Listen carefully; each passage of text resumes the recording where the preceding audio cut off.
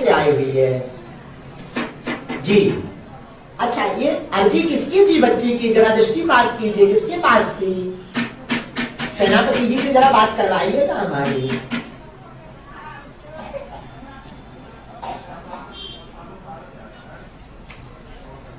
हाँ, प्रणाम करता हूँ श्री चरणों में दास का सीताराम। ये ज्योति बच्ची आई हुई है आपके श्री चरणों में, ये पास होने की अर्जी लगी थी, आपकी कृपा से ये पास हो गई है बच्ची। आगे का मार्ग और कृपा कर देवे बप्पा के आदेश अनुसार जी। ठीक है, हाँ ठीक है। किस मार्ग में जाना चाहिए? शिक्षक लाइन में जाओगे क्या? आशीर्वाद है।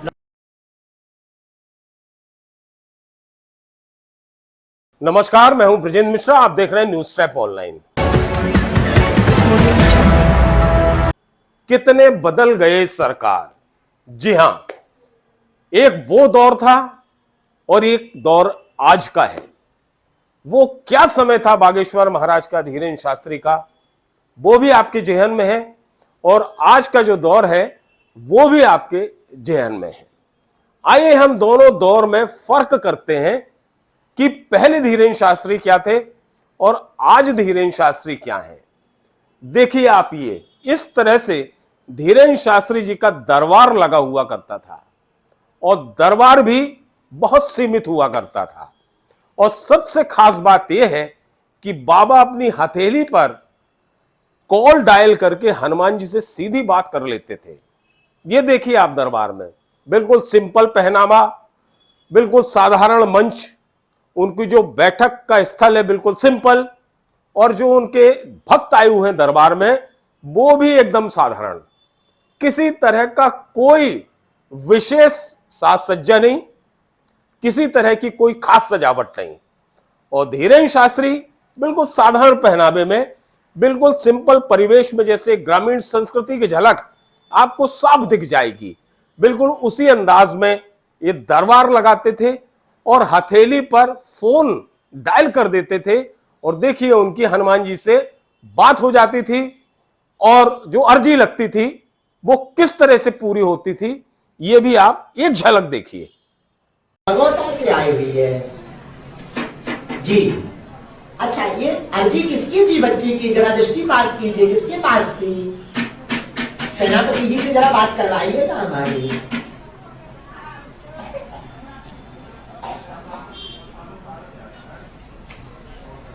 हाँ, प्रणाम करता हूँ श्री चरणों में दास का सीताराम। ये ज्योति बच्ची आई हुई है आपके श्री चरणों में, ये पास होने की अर्जी लगी थी, आपकी कृपा से ये पास हो गई है बच्ची। आगे का मार्ग और कृपा कर देवे बप्पा के आदेश अनुसार जी। ठीक है, हाँ ठीक है। किस मार्ग में जाना चाहिए? शिक्षक लाइन में जाओगे क्या? आशीर्वाद है। अब दूसरा आप दरबार देखिए, सिंपल उस दौर का दरबार दिखा रहा हूं जब धीरेन्द्र शास्त्री को लोग बहुत ज्यादा नहीं जानते थे। हाफ टी शर्ट पहनकर, ब्लू कलर की T shirt, half T shirt पहनकर ये दरबार लगाते थे। साधारण सा तखत हुआ करता था और दरी फट्टी पर जनता बैठी रहती थी, गिनती के लोग होते थे, और बाबा अपना दरबार अपनी स्टाइल में लगाते थे। ये भी आप देखिए। क्या नाम है आपका? कैलाश। कैलाश, कहाँ से हुआ? बोलो जय श्री राम, जय श्री राम, जय श्री राम। जी बाबा, जी बाबा, जी बाबा। कौन सी परेशानी? वो मंदिर प्राचीन है, वो मंदिर अपना बनवाना चाहते हैं, उसकी प्राण प्रतिष्ठा, उसका यश कीर्ति कृपा करवाने के लिए आपके पिताजी को वो मोहरा बनाए हुए हैं। 20 साल से ये सामने से एक अर्जी का क्रमांक आप एक नारियल एक लाल कपड़े में बांध करके बाबा के यहाँ बांध दीजिए। आशीर्वाद है पूर्ण रूप से आपके वहां पर, उन्हीं के द्वारा कृपा। एक और दरबार आपको दिखाते हैं। धीरेन्द्र शास्त्री प्लास्टिक की कुर्सी पर बैठे हुए हैं और उनका पहनावा देखिए, बिल्कुल सिंपल साधारण। एक कुर्सी पर उनकी बैठक है, सामने एक टेंट लगा हुआ है, जैसा शादी विवाह में आप टेंट देखते थे, और खासतौर पर ग्रामीण क्षेत्र में इस तरह के टेंट लगते हैं। उसके नीचे जनता बैठी हुई है जो उनके भक्त हैं, और बाजू में एक तखत आपको दिख रहा होगा जिसमें चादर तक नहीं बिछी है, और साधारण से टेंट में बिना चादर के तखत के ठीक बाजू में प्लास्टिक की कुर्सी में धीरेन्द्र शास्त्री बैठकर अपने भक्तों की समस्याएं सुन रहे हैं और उनका निराकरण कर रहे हैं। बाबा का आदेश आया, जल्दी आइए। शुरुआत में इनकी अच्छी दुकान चली, बाद में इनकी दुकान थोड़ा सा कम हो गई, मध्यम हो गई। ऐसी अगर परेशानी है तो आ जाओ।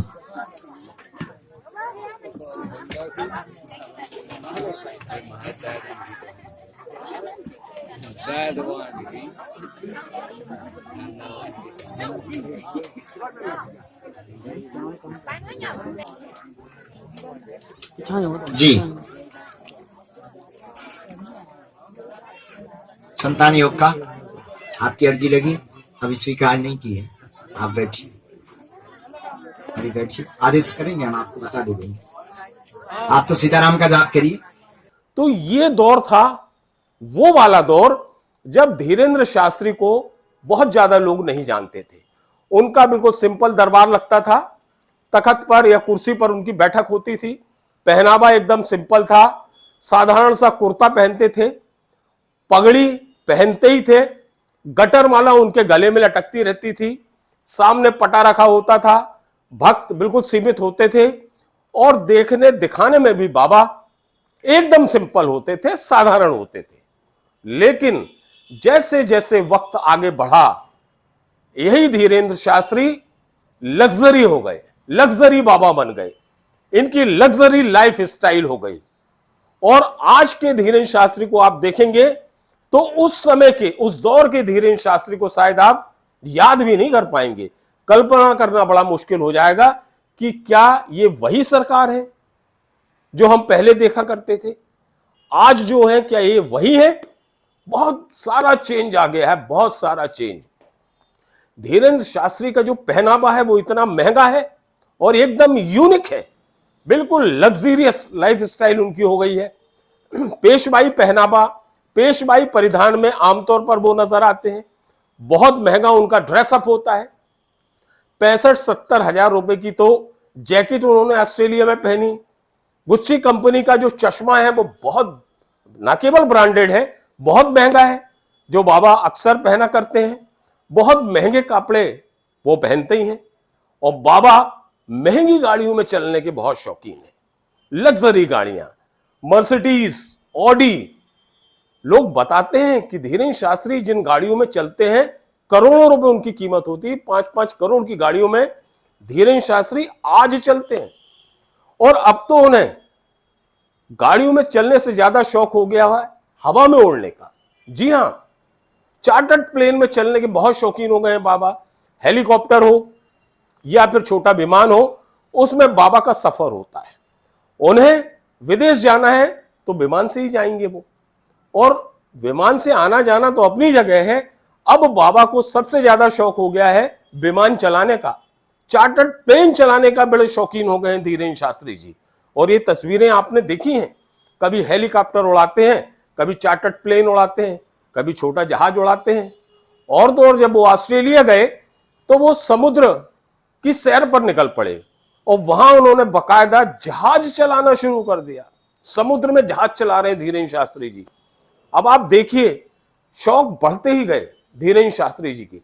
लाइफ स्टाइल बदली, शौक बदले, रहन सहन बदला, और फिर उसके बाद जो उनका दरबार लगता है, उसकी जो आधुनिकता का दोशाला उसने ओढ़ा, वो भी एकदम यूनिक है, एकदम अप्रतिम है। डोम पंडाल जो सबसे महंगे होते हैं, उन पंडालों में दरबार लगता बाबा का। एक दरबार वो हुआ करता था जो एक छोटे से हॉल में, एक छोटे से कमरे में धीरेन्द्र शास्त्री लगाते थे, जो तस्वीरें वीडियो मैंने आपको दिखाई। और आज का जो दरबार है वो आप देख लीजिए, जो डोम पंडालों में, करोड़ों के डोम पंडाल होते हैं, उसमें धीरेन्द्र शास्त्री जी का ये दरबार लगता है और जिसमें बड़ी संख्या में लोग शामिल होते हैं, बाबा को सुनने आते हैं। और धीरेन्द्र शास्त्री जी, पहले तो उनको सुरक्षा की कोई जरूरत नहीं होती थी। पहले के जो दरबार आपने देखा है कि तखत में बैठे या कुर्सी में बैठे धीरेन्द्र शास्त्री जी, लेकिन आज के जो दरबार हैं उनमें बाबा सिक्योरिटी गार्ड से घिरे रहते हैं। धीरेन्द्र शास्त्री जी से मिलना बहुत कठिन हो गया है, उनकी एक झलक पाना भी कठिन हो गया है, क्योंकि वक्त बदला है, दौर बदला है, तो बाबा भी बदले हैं।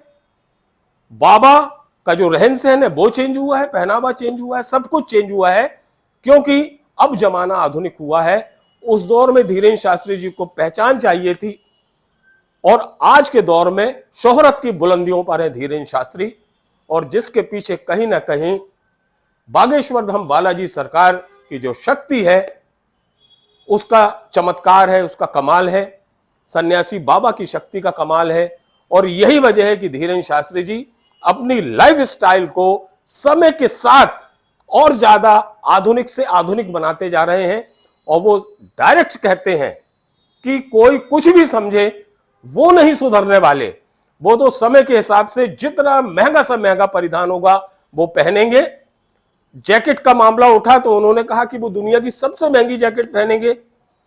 चश्मे का मामला आया तो उन्होंने कहा वो चश्मा महंगा ही पहनेंगे, और अपने जो शौक है उसे पूरा करने में कहीं भी पीछे नहीं हटेंगे। ये धीरेन्द्र शास्त्री जी का साफ कहना है।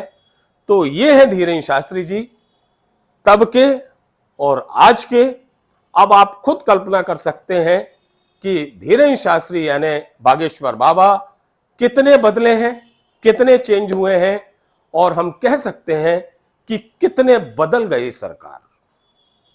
₹10 का आदमी, नाचने वाला, गंदे चरित्र का आदमी 2 लाख की जैकेट पहन सकता, और महात्मा अगर 60,000 की पहन ले तो तेरे पेट में दर्द होता है।